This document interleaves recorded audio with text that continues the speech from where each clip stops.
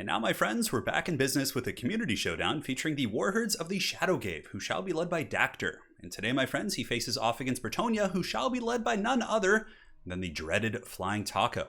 Now, as far as the Beastmen build goes, I mean, as far as sub-factions go, this one really isn't that much of a deficit because, normally when you pick a sub-faction, it's like with Bretonnia, it's like, oh no, I can't pick King Lewin and Fey Enchantress, which are pretty much the glue that hold that faction together in multiplayer, right? But with Beastmen, it's like, everyone knows you're going to bring Morker every time. There's not really any, deviance from that. I mean, occasionally someone will bring Kazrak or like Malagor just to kind of have some fun. But if you're really going for the throat, man, Morker is the way to go. But as far as the build goes, it's going to be Ungor herds, so a little bit different than traditional Beastmen builds.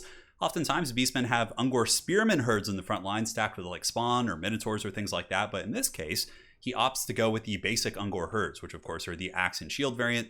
And again, much like swordsmen, they kind of fill a similar role. So the entire front line is going to be Ungor herds into the sunset. Secondary line is going to be minotaurs with great weapons, which are very, very weak to peasant bowman fire. So peasant bowman and or, even yeoman fire can really do some good damage against them.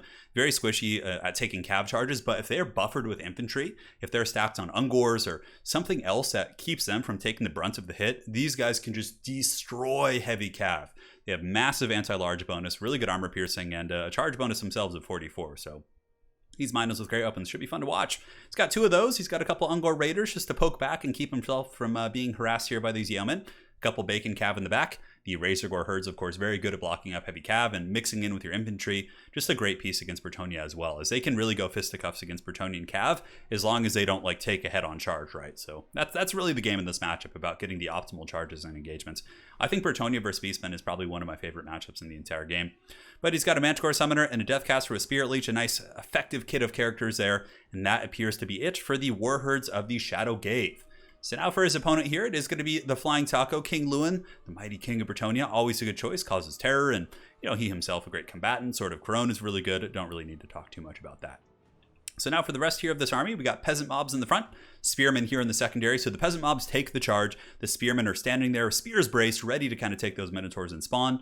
And it looks like Flying Taco, instead of going with peasant archers, he opted to go with the Yeoman Archers, who of course have much less damage output and range, but at the expense of mobility, right? So they can get around and, be a little bit more maneuverable than these foot archers. But there are some peasant bowmen with pox arrows. It looks like Grail Guardians. Oh, yeah. I was looking at this army. I was like, how are these peasants and spearmen going to hold? But Grail Guardians are a solid frontline choice. They're really, really difficult to kill. Even for something that counters them, they have incredible melee defense of 56. They also do a physical resist of 20, massive armor, and perfect vigor. So yeah, Grail Guardians are one of the cooler units on the roster. But you still need something to do with Minotaurs and Spawn. That's what Knights of the Realm are for, so 2 Knights of the Realm there. And that appears to be it, with some Knights Errant here in the tree line. So let's get this party started, man, and see how this glorious battle unfolds. I love the builds from both players, and I certainly think it's going to be a good old-fashioned slobber knocker. So Ungor Raiders able to move up and kind of keep the Bretonian harass at bay here. You can see the mounted Yeoman Archers going to be falling back, losing one model here, and a little bit of damage going down to the Warhounds as well. And it looks like an overcasted Spirit Leech. Oh no, what is Lewin doing? He's getting a little crazy here. Somehow Lewin engages. I think he wanted to just kind of poke the Minotaurs, but he actually takes a lot of damage there. But man, he is lucky to have escaped that. Those Minotaurs could have surrounded him, especially if some of the Razor Gores or other troops had gotten in position. That could have been a disaster, man. That could have been so bad. Anyways, here, Knights Errant now going to screen out the Hounds. They are an anti-infantry cav unit. Not really, but that's what they're really good against. Knights Errant, of course, don't have anti-large or bonus versus infantry, but they tend to excel against infantry, comparatively speaking. So, Bretonnian army, actually the one moving forward, the Beastmen in a very defensive posture. No Cygors here to really force the Bretonians in, so it's on the initiative of both players, really, to decide when to fight. But again, Bretonnia does have the skirmishing advantage, so they have the mounted Yeoman Archers to kind of poke and harass, but the Ungor Raiders are doing an excellent job of keeping them back so far. But now the Beastmen front line is going to be moving it, and the big thing to watch here in this battle is going to be the Minotaurs with great weapons. How effective are they going to be? Are they going to get on the right targets, or are they going to get their bread buttered here? So Grail Guardians coming in, it looks like a pretty heavy-duty charge, and the Minotaurs are going to rush in to beat them, and they do have infantry support. Grail Guardians' charge isn't going to be that punishing against Minotaurs, and now the Minotaurs with their great weapons are starting to work on the Grail Guardians and getting some decent damage. You can see immediately 7 Grail Guardians are taken out, and of course the peasants and various Bretonian supporting elements are getting buckled pretty good. And I think Bretonnia sees the writing on the walls here. Flying Taco knows this engagement probably won't go super well, considering summons and spawn summons from Morker. Knowing he's going to be overwhelmed, he pulls back with his Grail Guardians. One unit is kind of stuck there, but it looks like those are actually the Knights Errant. So the expensive Grail Guardians are back, and the Knights Errant will do an okay job of holding and taking that beating for the lady. Now on this side of the battlefield, we do have peasant mobs kind of holding back the tide, but eventually they are going to break. Ungors and Razorgors are pushing in. Lewin going to be intercepting as well, and Knights of the Realm here should be very good against Razorgors, but again, the Beastmen are crumping the infantry pretty good. And here in that center mass, just like we talked about, you have to know when you've kind of lost an engagement, right, and retreat. Had Flying Taco stayed there, yes, he would have held that position longer, but I'm pretty sure the Minotaurs and the Spears and the Spawn and the Manticore would have eventually overwhelmed his very expensive units. And against Beastmen, it's more about weathering the storm, right? They're a very summon-heavy faction, so you have to wait out those summons, not take too much damage in those initial engagements, and then come back later on, once you're able to drag them out a little bit. And that's when you try and win the matchup. But right now, it's a very even battle. Ungor Raiders are in a pretty healthy firing position, shooting in. Here we do have some Grail Guardians charging in to try and keep the advance of the Ungors at bay. Minotaurs with Great Weapons are fighting some Spearmen at Arms on the low ground, which is certainly good for Bretonnia, but now it looks like they're pushing through. You can see the Beastmen have given the order, and the Minotaurs have rushed up to the high ground, but these are Grail Guardians, so they won't do super well, like I said, against Minotaurs. Granted, there are some Peasant Archers back here doing some nice work, and oh, really nice snipe here by the Beastmen. The Feral Manticore is able to get on top of the caster, and this is why Manticores are so good. It's like 11 wins of magic, basically, with good control. You can just kill somebody's caster, important vital character, win a big engagement. I think Manticore summons are probably one of the best spells in the entire game. And the Damsel Shattered, that's really, really rough for the Taco, right? He's got Grail Guardians, he's got King Lewin, characters that certainly love healing, so it's going to be a tough scrap for him to come back. And you can see here the Beastmen are really pulling ahead in this game, as most of their army is relatively intact. Minotaurs here have 10 models, Minotaurs on the far side also have really good model count at 10. And the Bretonnians still have their Grail Guardians, they still have the mobility, and the Beastmen army is getting more and more split up. Minotaurs obviously can't keep pace with Cav units. Minotaurs have speed in the 50s, or 60 actually, wow, 62. And yeah, the Cav should be faster though, 70 speed or even higher on some of the skirmish Cav. So that should give the Bretonnians the opportunity to maybe ride down some of these archers, and you can never count the game as over when King Lewin is still running around the battlefield here. Lewin though being chased by Razorgors and a bunch of mobile units here. This is a very scary pocket of Beastmen. And Bretonnia has its elite Cav for the most part. Over here, there's a pretty good pocket of Bretonnian strength. And I think at this point in the game, getting all the Bretonnian Cav and just going for the low-hanging fruit, looking for units in isolation. So for example, these Ungors here, and these two Ungors over here, that's, 1,600 gold that you could probably get pretty good. Granted, I think that the Beastmen know that, and they're probably going to be leaving some Minotaurs and or Spears buffering those positions. But the Beastmen summons should be out of the picture at this point. I think that there probably still is a Manticore summon functional. Knights of the Realm here, a big loss for sure for Bretonnia, are gone. And it looks like a spawn summon from Morkur has procced. So Morkur does have 2 spawn summons for anyone who's new to the game. Essentially, he can summon one group of spawns with his staff, and his other ability when a unit drops below, I think 10 or 20%, I think it's 10%, he instantly kills that unit and turns them into Chaos Spawn. So in this case, looks like it was wasted on like some peasants or things like that, and those spawn will probably disappear before they do anything substantial in this game. Now, Bounce of Power is really, really Beastmen favored. It's looking really tough for Bretonnia, man. I mean, Lewin is going to have to put this game on his back super hard. But if anyone can do it, it's the Flying Taco. He's obviously a top-tier legendary player. The winner of our recent ECL season, of course. So we'll see how he does here in this finale of this game. Brave Shaman of Beast is running. Sword of Crone is active. The debuff is on the field. And here, the Grail Guardians and the boys are going to be taking a big engagement, actually, here against Minotaurs, who are buffered with Spears as well. So that's a very tough one, man. Minotaurs are taking some work, but Lewin can really outmaneuver Morkur. So Morkur can only be a couple places, whereas Lewin can really bounce around and cause some problems. And the Minotaurs are actually shaken, but a lot of bacon coming in, man. Razorgore herds coming in numbers. Trying to give that BLT over here to the Bretonnians, but the Grail Guardians are holding firm. Stand Your Ground is active. Their melee defense is freaking 80 right now. They're such linebackers, and Lewin is going to be getting attacked by the Manticore. So now the Beastmen have showed their hand. All of the Beastmen tricks and traps are kind of on the table, and Bretonnia knows what to expect. So we'll see if that is going to be something that can help them get back here. But the Minotaurs are actually broken by the Grail Guardians, and the Razorgores are going to be turning back around, charging into the Grail Guardians, and now the second wave of Minotaurs is going to be engaging here. The Grail Guardians are going to be taking some massive casualties, being poked by spears, being beaten on by the great weapons, and also potentially gored here by the pigs. So we'll see how that unfolds for them. Some of the Grail Guardians that do get away, it looks like they lost 10 models, but Bretonnia fighting really hard in this engagement, not wanting to pull back and give up any ground, which I certainly think is a good idea, considering the fact that the Beastmen have really good pursuit tools here. You might as well just kind of stand and fight. Ungor Raiders are a little bit obstructed by standing on top of one another, but they are shooting in and getting some okay poke and stroke here.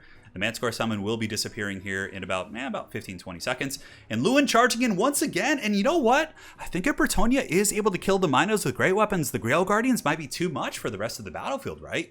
Like, Lewin can easily solo all the Beastmen characters, including Morkar. Morkar is not going to be able to hold a candle to Lewin in a duel. Granted, if he does have a little bit of help, it's a different story. But balance of power is almost point of no return, though. I mean, Beastmen still have their characters and a lot of stuff, and the Grail Guardians are getting worn down here. Spearmen still fighting to the bitter end, but the Minotaurs with Grey Opens are, broken here. These ones are very close to breaking as well.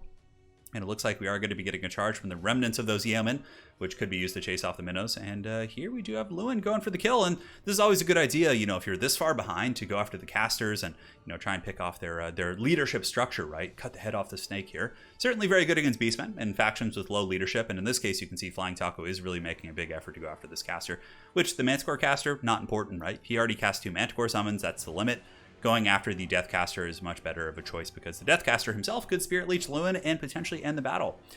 Now, Minotaurs are running. It looks like Grail Guardians and Knights of the Realm are rallying to the king, and the Minotaurs are all broken, guys. This is a wild game. My goodness, what a solid replay. If we look around the battlefield, we have some Bretonnians over there. It looks like some Beastmen may rally here, but many of the Beastmen are running off the edge of the map, which would be really, really painful for sure.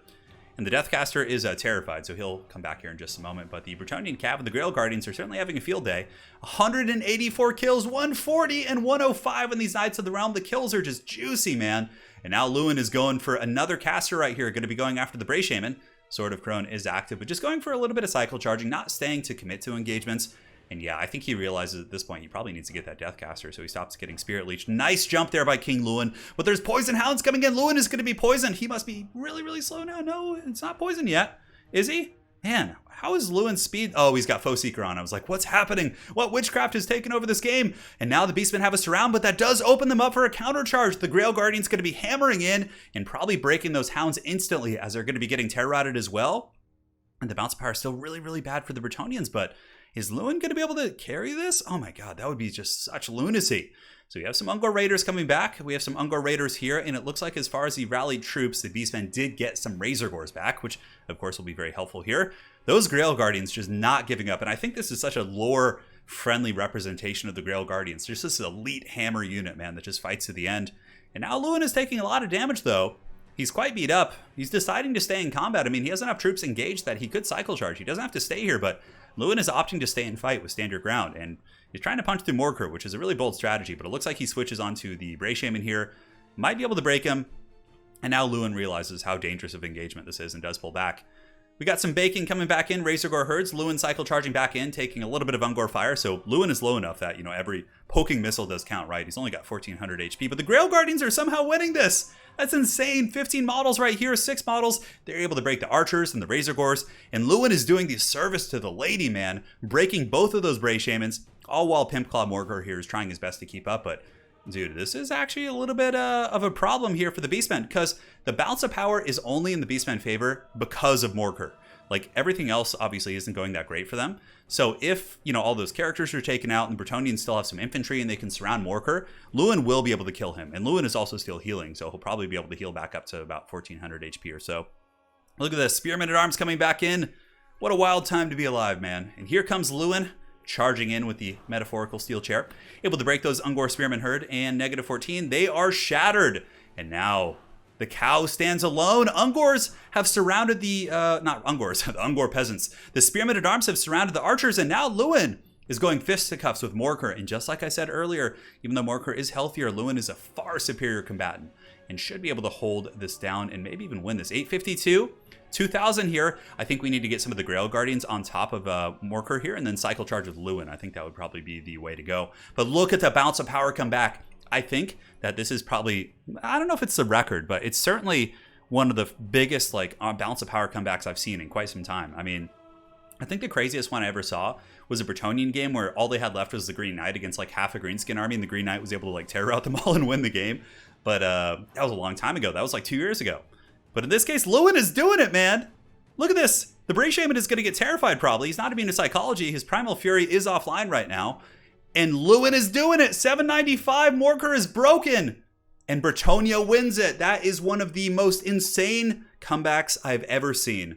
Very well played to Dactyr. I mean, Dactyr played a solid game. He got a really big lead and almost sealed the deal. But of course, against a player like Flying Taco, it is Easier said than done, man. That was a really good scrap. Well played to those guys. Flying Taco and Dactyr, heroes of the people. 315, 205 on those Grail Guardians. Dude, just give me that sweet, sweet Bretonnian action. I love it, man. And also, I love seeing Beastmen represented, too. They're definitely an underplayed faction. I think are really, really good. So, yeah, well played to both players. Well played to Dactyr and Flying Taco. Hopefully you guys enjoyed this one. Certainly another Game of the Year candidate. Granted, I don't feel like I can't put that on every video, but so many of these replays are so damn good, man. But let me know what you guys think in the comment section below. I certainly think it was a proper scrap. And until next time, my friends, stay tuned for all sorts of awesome tournaments we have on the horizon. And you guys stay safe. Take care.